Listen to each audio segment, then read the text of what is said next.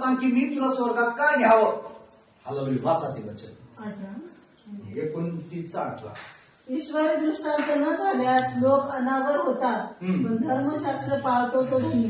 Hallelujah. म्हणजे तुमच्या जीवनासाठी दृष्टांचा अर्थ नमुना पाहिजे. मला नमुना पाहिजे तुमच्या जीवनासाठी. आता जर आईला विचारलं तुमच्या जीवनासाठी काय नमुना आहे, तुम्ही मला काय नाही, नुसतं दूध काढायचं, रोजच्या पिशव्या भरायच्या, ती पिशवी तिकडून दूध आण, इकडून दूध आण, तिकडून आण, तूप कर, ही कर, तिकडचं तिकडं द्यायचं, इकडचं इकडे. एवढाच उद्देश आहे आमचा जगण्याचा.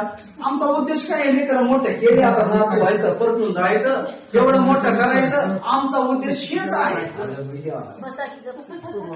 हालेलुया. लक्ष द्यायचं. हालेलुया. देवाचं वचन तुम्हा प्रत्येकाला बोलत आहे. देव बोलणारा आहे, देव फोटो मधला नाही. देवाचं वचन देव स्वतः त्याच्या सेवकाच्या द्वारे तुमची भेट घेतो. तो फोटो मध्ये बसून भेट घेत नाही. स्वतः चालता फिरणारा देव आहे, बोलणारा देव आहे. तुमचं दुःख, तुमचा आनंद सगळं काही देवाला माहिती आहे. हालेलुया. म्हणून थोडं खचू नका. देव जे बोलतो ते बोलतो. हालेलुया. फक्त लक्ष देऊन ऐका. हालेलुया. काय म्हणत आहे देवाचं वचन की वाचा ते. ईश्वरी त्याच्यामध्ये वाचा ते. ईश्वरी दृष्टांत न झाल्यास लोक अनावर होतात, दृष्टांत पाळतो तो धन्य. दृष्टांत पाहिजे. दृष्टांचा अर्थ नमुना. नमुनाचा अर्थ काय आहे, मिसाल. मिसाल म्हणते हिंदीमध्ये.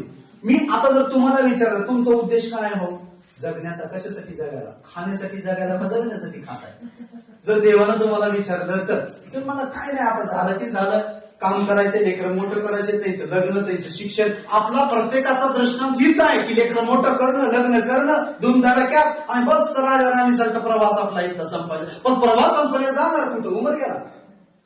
कधी विचार करतो का आपण कधी ना कधी आपलं अस्तित्व इथून संपणार आहे, मग इथून आपला आत्मा जाणार कुठं, कधी आपण विचार करतोय का. काही लोकांना वाटतं काय आम्हाला गरज नाही जाणून घ्यायची, पण जाणून घेणं गरजेचं आहे. जर आपल्याला निर्माण केले त्याला तुमची काळजी आहे.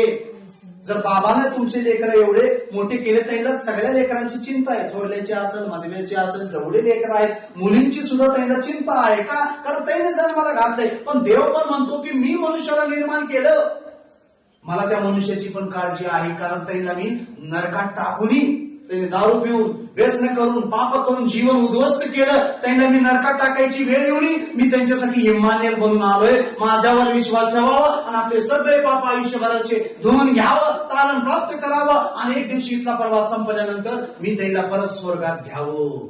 ही देवाची प्लॅनिंग आहे, ही देवाची योजना आहे. आज ही योजना कुणालाच माहिती नाही, हा दृष्टांत कुणालाच माहिती नाही. फक्त प्रत्येकाला वाटलं की कार असावं, बंगला असावं, पैसा असावं, टोपल्यावर सोनं असावं, बस लोकांनी आम्हाला सलाम ठोकावं, एवढा दृष्टांत आहे. पण प्रभूचं वचन म्हणतं की तुमच्या जीवनासाठी दृष्टांत आहे का, आहे का आपल्याकडे मॉडेल काही, काय केला.